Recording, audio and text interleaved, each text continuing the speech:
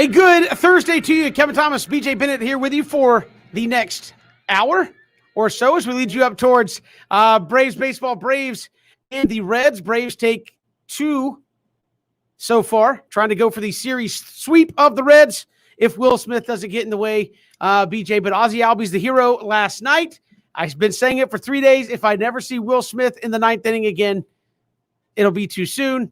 As Christian said, Will Smith Will Smith when you put him in the game. And that's exactly what happened last night. And everybody's pulling their hair out like you didn't know this was going to happen, Brian Snicker. You put him in the game. We literally said this yesterday. What do you expect when he goes in the game? And we said, oh, it's going to be bad. And it was again last night. What else is there to say? Okay, first off, good afternoon. Yes. Good to chat with you. The Braves are in first place. I just like to remind you of that.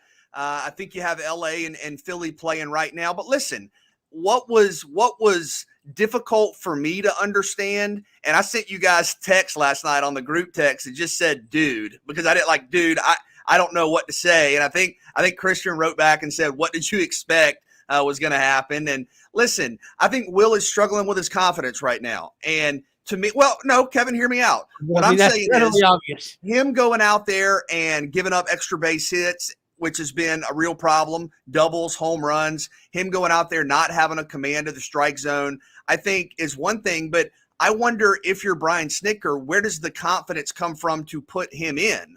And you're talking about an ERA that is getting near 4, I believe, at home. For some reason, the struggles have been more pronounced for Will Smith at home. The ERA is up near 4.2 or 4.3.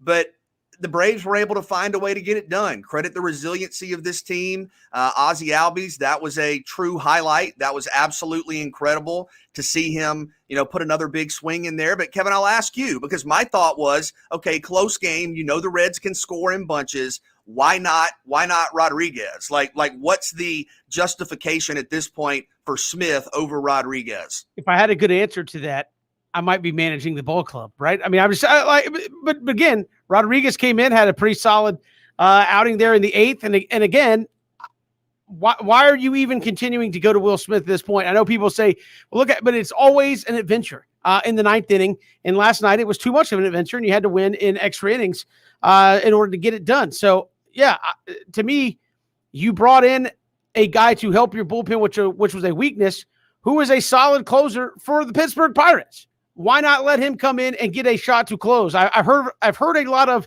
talks with reporters of, we're going to have closer by committee. Where's the committee? There is no committee. It's been Will Smith.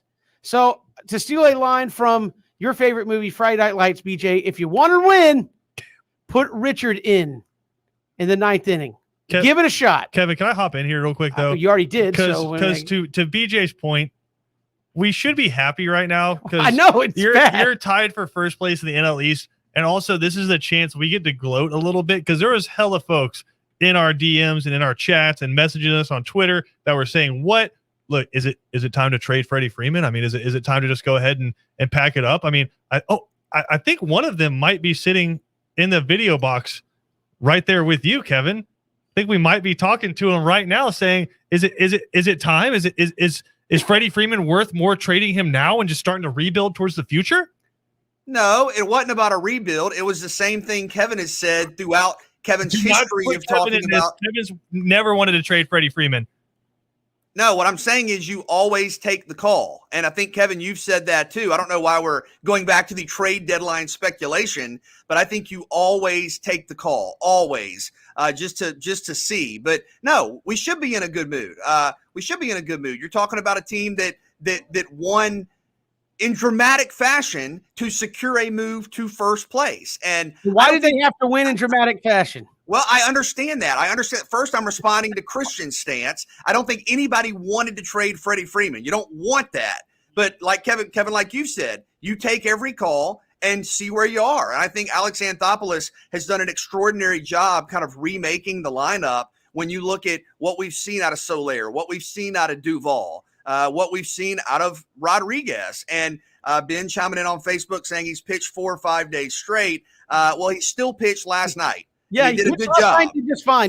So yeah, whether he pitched in the 10th, the 11th, the 8th, the 7th, the ninth, he still pitched, Ben. So I understand what you're saying, but I think at some point you see that the confidence in your closer is lacking. And I think it's kind of putting Smith in a situation where he's almost setting him up to struggle, because right now you don't have the conviction to go out there, at least it doesn't appear to be that way, and get guys out. And look, quite honestly, I mean this, Kevin, there's nothing wrong with that. Guys ebb and flow. Pitchers go through slumps. Batters go through slumps. If Will Smith needs to maybe have a couple of nights where he's not the go-to guy, the by committee phraseology you referenced, I think that's okay. But here's what's troubling to me about Will Smith, because I know some people will say, hey, he's got 23 saves. And yes, that is a good number. There have been times where he's been really good. But what you don't want from your closer, you don't want decisions. You don't want wins and losses. Obviously, losses are a bad thing if you're a closer, but so can wins be a bad thing, because you're giving up the save, and then if you come back and win, you get the win in some circumstances. And Will Smith has a combined 9 wins and losses. Mark Melancon, for point of reference, has 4.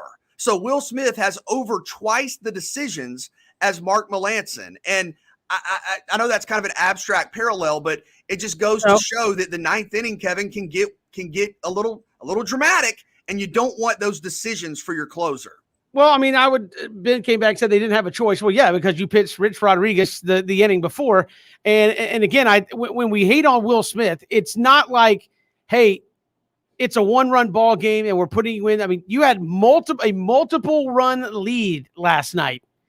You had led a good portion of the entirety of the game. Multiple run lead. All you had to do was not do what all you had to do is not do what you did, and let the game get away. And actually, the what you just mentioned, BJ, ran through my mind in the bottom of the ninth when the Braves had Ozzie Albies up and runners in scoring position. I'm like, oh my God, Will Smith is going to come in, blow a 2-run lead, and get the win out of all this. If there's any, and then you'll have folks coming back saying, well, look at Will Smith's win-loss record. Like, yeah, I know. That's what BJ's saying. Yeah, this is what I'm getting at. You do not want your closer having wins or losses. Yeah, you get rewarded for blowing the game. Yeah, you don't want any decisions. The only thing you want your closer having is saves. That's all you want. But yeah, I don't care who's rested or who's not. Put anybody out there in the ninth inning at this point. And I know Luke Jackson had a rough go last night. I'd put him out there ahead of Will Smith in the ninth inning right now. I would. Look, I have no confidence in Will Smith to not make it too scary or blow it outright at this point. Yeah, and I mean, that's the thing. And I don't want to pile on Will Smith. I mean, I kind of agree with Christian. You came on the show. You came on the show and said, good Thursday, Will Smith did it again. I mean, not the Braves are in first place, not Ozzie Albies have one of the season highlights in Major League Baseball. But listen, there have been times where he's been really good. And an ERA of 3.86 is not ideal for a closer. It's not terrible. But all I see, and certainly I don't have the same, feel as the people there, but I see a guy, to me, and we've seen it with Kevin, with AJ Minter, we've seen it with Chris Martin at times. I see a guy who doesn't look incredibly confident. And maybe that's not fair for me to even speculate on from afar, but I think it would make sense, respecting Ben's point about usage and all like that, that if you get in a tight spot where it's a save opportunity, to either go by committee right now. That doesn't mean Will Smith can never be the closer again, or turn to a guy that you literally acquired at the deadline who had, I believe, 14 of 16 or 15 of 17 saves for the Pirates. I think at this point, if you run Will Smith out there in a 5-4 game in the ninth inning, you're kind of compounding the struggles a little bit. I mean, you're kind of making it worse. Yeah. No, Will Smith should never close the rest of this season. That's where I'm at with it. What? Look, and again, I'm not – go back to last year. And again, you had Mark Melancon. What was the talking point even before the 60-game mini-season, the 60-game mini-season last year? Oh, man, you brought in Will Smith, the big money closer from San Francisco. He got beat out by Mark Melancon for that job. He wasn't the ninth inning guy last year. Why is he the ninth inning guy this year?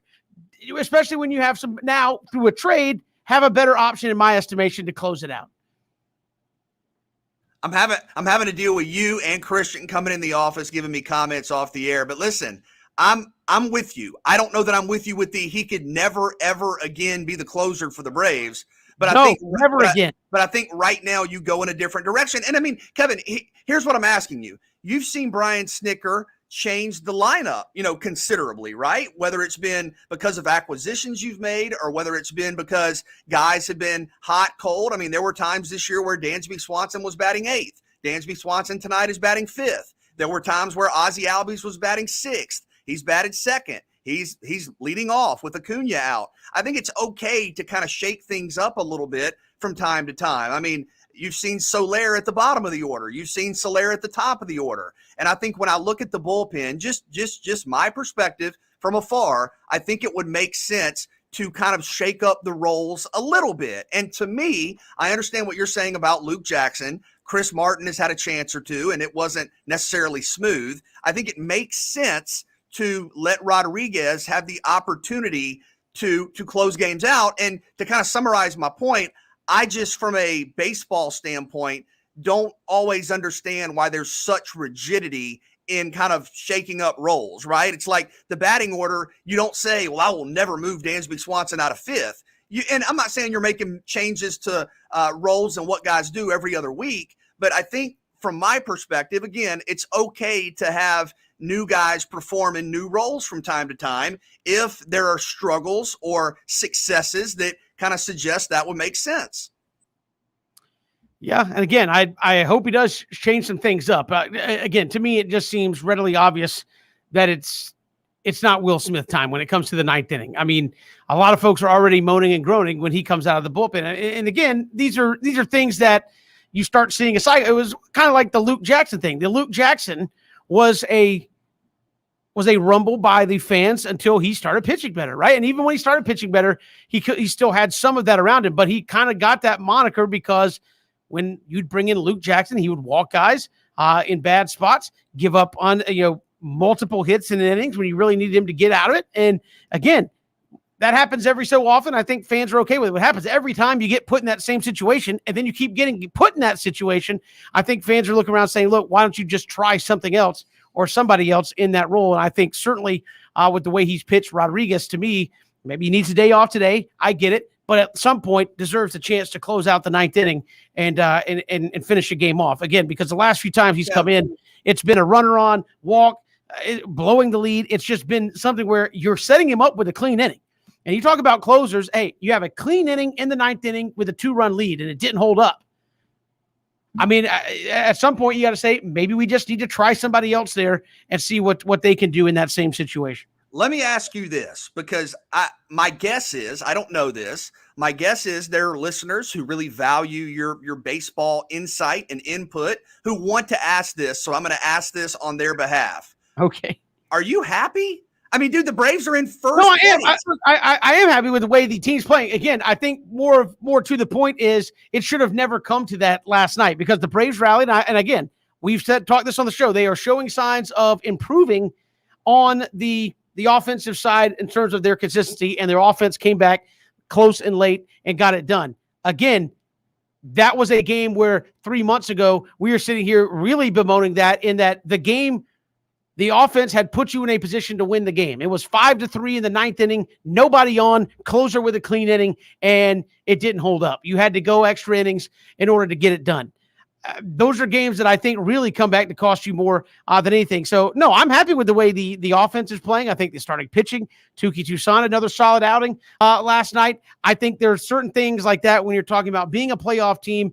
And, I know there's a line of thought that says, well, if we can't win the World Series, what difference does it make? But no, if you want to make the playoffs and you want to try to make something happen when you get there, what happens with Will Smith the last handful of times, especially he has gone out there in the 9th inning, cannot happen in August and September if you want to finish off this division, because look at the math, BJ, still the way it works out, unless the Central has a falling off and the West really has a falling off, you've got to win the East or you're not making it.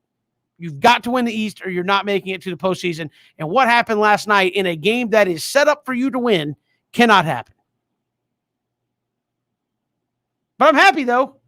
I was gonna say. So you're not happy, but No, no, I am. I understand. I'm happy with the end result, but you can also be not happy with certain aspects of the game, and I think he is a big piece of that. I think you could also say, look, this team won. It came back late. Ozzie Albies was clutch. Those are all very key things that helped this team win the last 3 division titles and progress the way they have in the last couple of postseasons. That they were the most clutch baseball team there has been in terms of late game situations. They have been the most clutch. It's kind of come back to bite them, I guess, in a reversal of math here in 2021. But those are things that if you're a good team, that kind of stuff doesn't happen. At home, the Reds are a good team, but a 2-run lead at home, that should be enough for you to hold up with a clean inning with your guy that's supposedly your bedrock there in the back end coming in to close it down. And it wasn't last night, and it's been an adventure. Again, a great glove save by Freddie Freeman away from possibly blowing it the night before. So I think you look at it and say there are some concerns there, as there should be. If this is going to be a team that finishes August and September strong, you cannot blow 2-run leads in the 9th inning. Can't do it. Other than that, yeah, they're tied for first. I'm happy about that. But what will we be talking about if Ozzie Albies doesn't have those 11th inning heroics? We're saying Will Smith. It would be the talking point. Very different conversation. It would be a very different conversation. So your offense bailed you out twice last night. They gave you enough runs to win, and then when you blew it, gave you more runs when you need it there in the 11th inning. We've got so much to get to in a short amount of time here, BJ, because we got the Braves coming up here at 3:55, trying to sweep the series against those Reds. Speaking of upset, fans and media talking about Urban Meyer and the way he's handling his quarterbacking situation. We'll get to that, and certainly name, image, likeness has been top of mind. We actually now have some numbers out through the first month or so of this name, image, likeness, and how it's benefited folks at the various levels of college athletics. We'll get to that and more. It's 3 and Out on the Southern Pigskin Radio Network.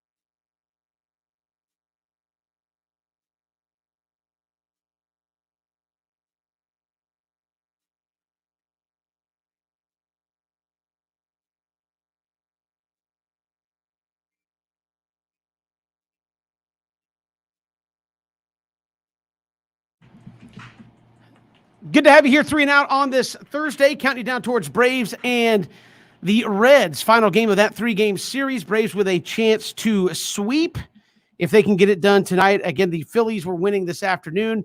I think the Mets were winning this afternoon. So if that holds up, the Braves will need to win to stay in that tie for first place. But we'll get to that coming up in just a little bit. Preseason football is here. Falcons and Jags playing this week, and BJ fans already and media folks calling out Urban Meyer. Why won't you just say Trevor Lawrence is a starter, and saying both guys are going to play, and we'll see how it goes with Gardner Minshew and Trevor Lawrence. I mean, this obviously a huge overreaction to the Jacksonville Jaguars here in the preseason. Yeah, I don't understand the concern or the I guess need to immediately declare Trevor Lawrence the clear starter. I think all of us understand that Trevor Lawrence is going to start game 1 for Jacksonville and be the starter this season. Why? Because he's the number 1 overall pick, and he's one of the most heralded quarterbacks in college football history, and he's a big reason why ticket sales and the excitement around the Jaguars is skyrocketing. But listen, this is why you have camp. I mean, even if it's a quote-unquote kind of fake competition, because I think barring something dramatically unforeseen, again, Trevor Lawrence is the starter, even if it's not a true competition in the sense that, both guys are starting at the goal line and kind of racing towards some destination. It's still the point of fall camp, right? Is preseason camp, is to encourage competition, is to make sure even jobs or roles or responsibilities that are assumed are still, kind of earned day to day. And yeah, look, man, Trevor's doing a great job. All the reports we've gotten from media folks who are down there are incredibly positive.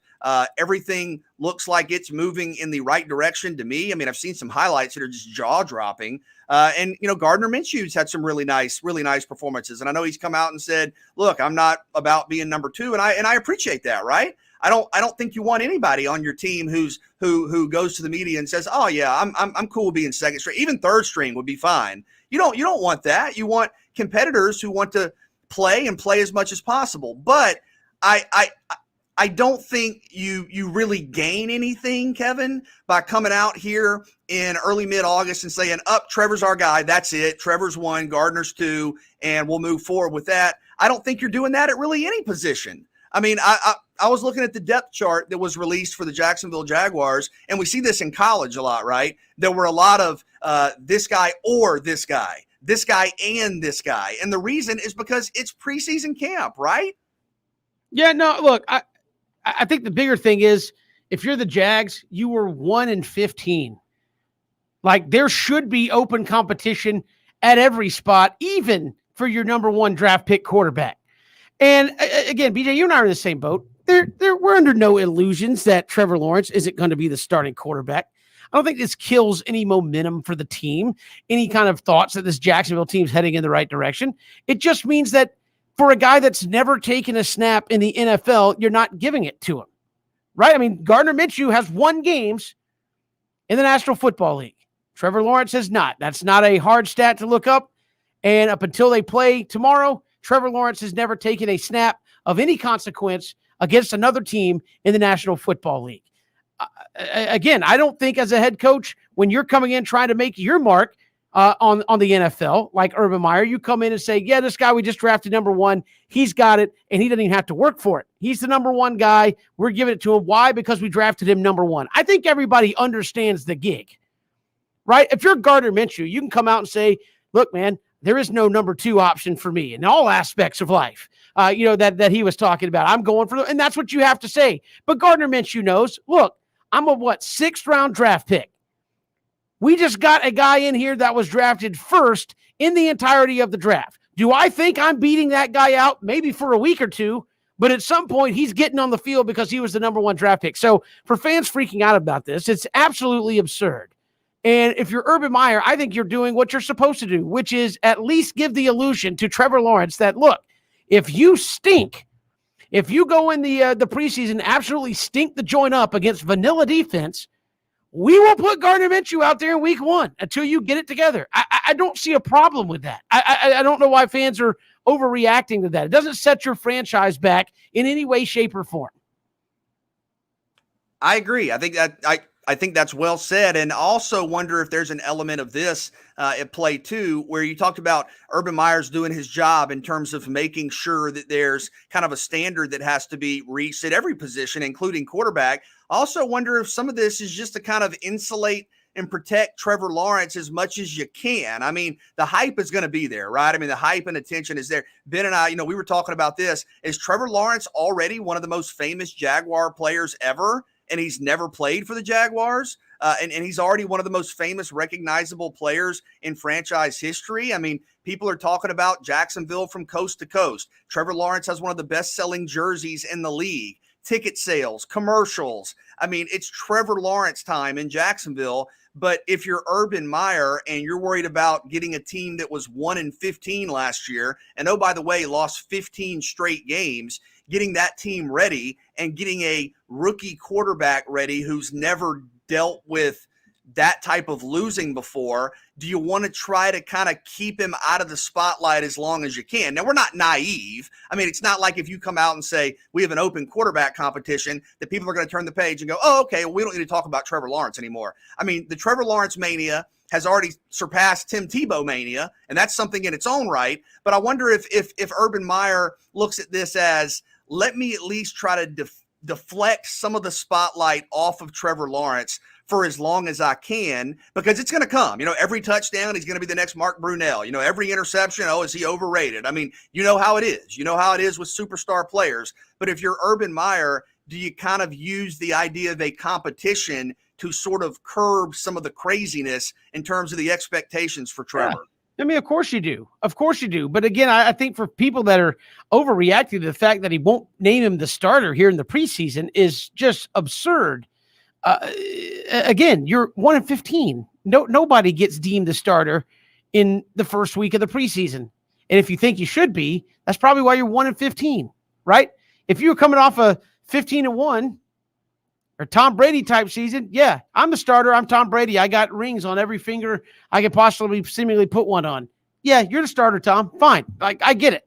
You're 1-15. Everybody's job is up for debate. And again, I see no problem in pushing Gardner Minshew as far as you could possibly push him. Again, people that get upset about this, nobody's naive to what the reality is, and that you have a number one overall quarterback on your roster. He will start.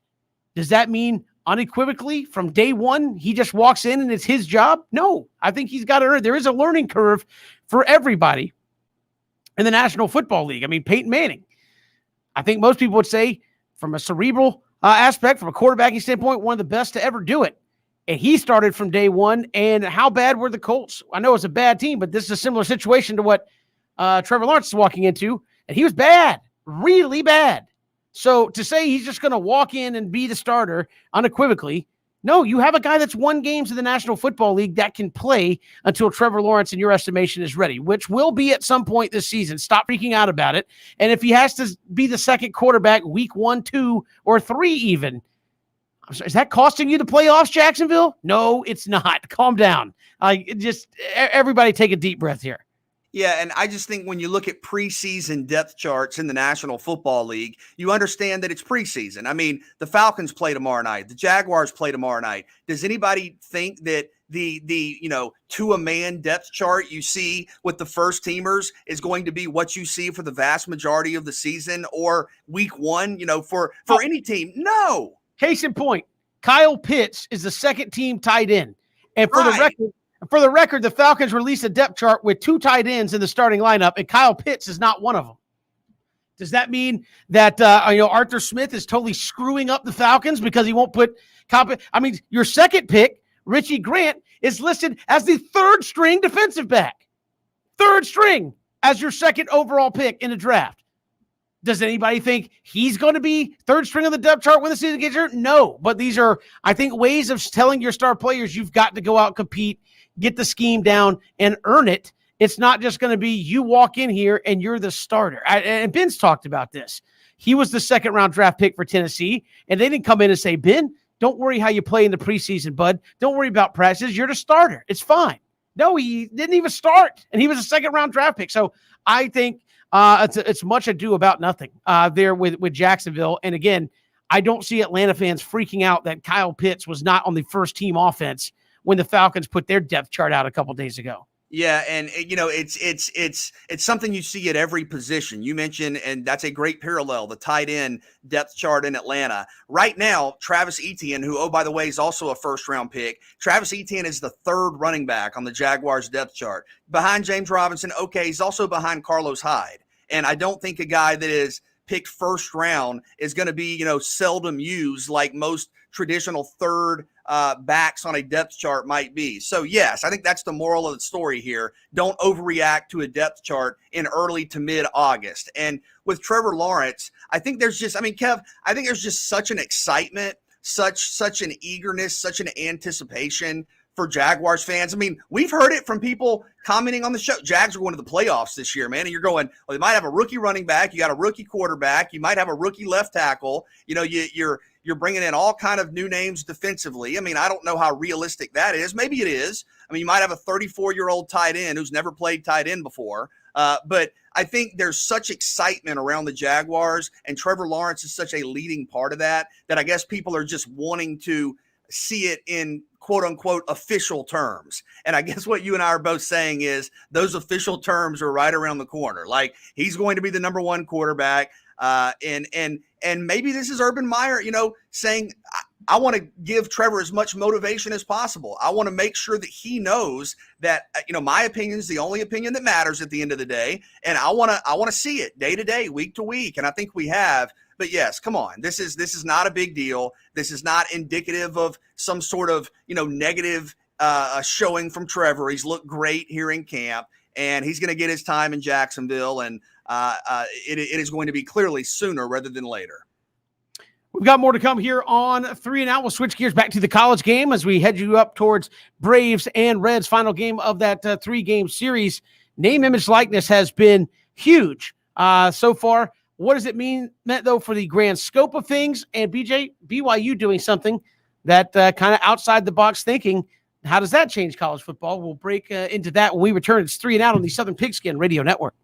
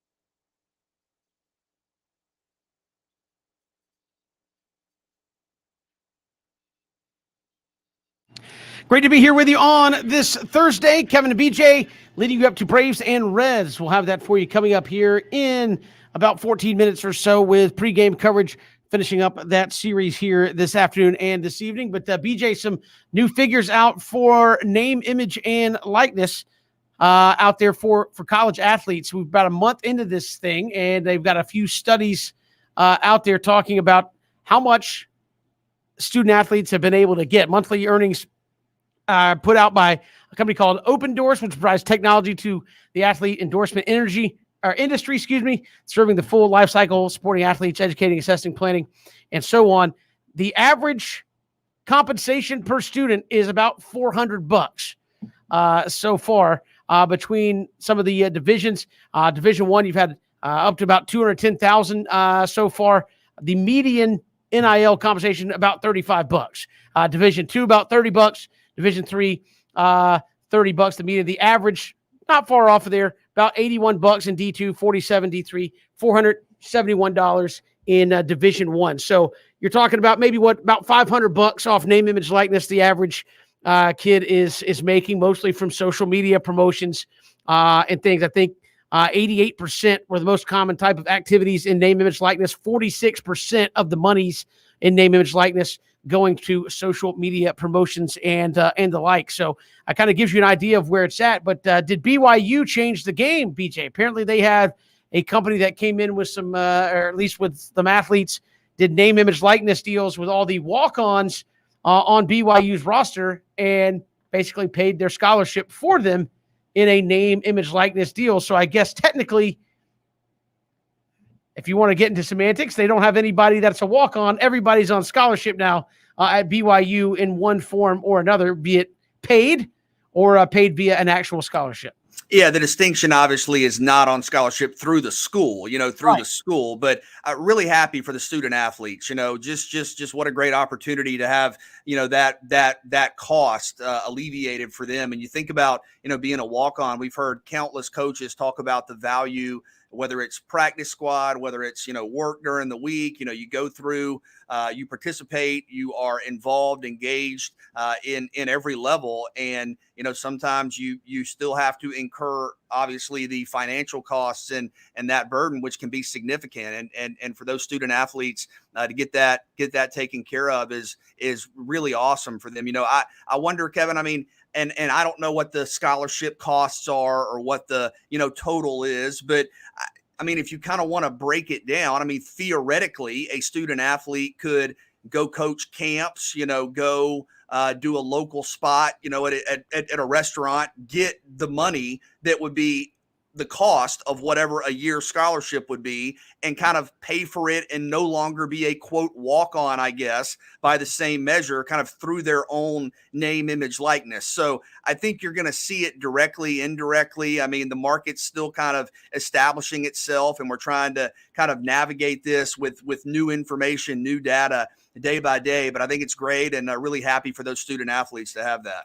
I think immediate thought, I think we saw Tom Luganville question this and say, well, what's to stop Alabama? And I know the schools aren't supposed to work name, image, likeness deals, wink, wink. They're not supposed to have any hand in that, but what's to stop, say, an Alabama booster who owns a company from doing something similar? So essentially you go to Alabama and say, look, we can only offer 26 scholarships, but through name, image, likeness, these two guys we had to reject, why don't you just come on as a walk-on and we got some name, image, likeness deal set aside where essentially you're on scholarship. So what's to say you can't skirt the rules by doing that? I only point out Alabama because they're obviously the, lack of a better phrase, the elephant in the room right now.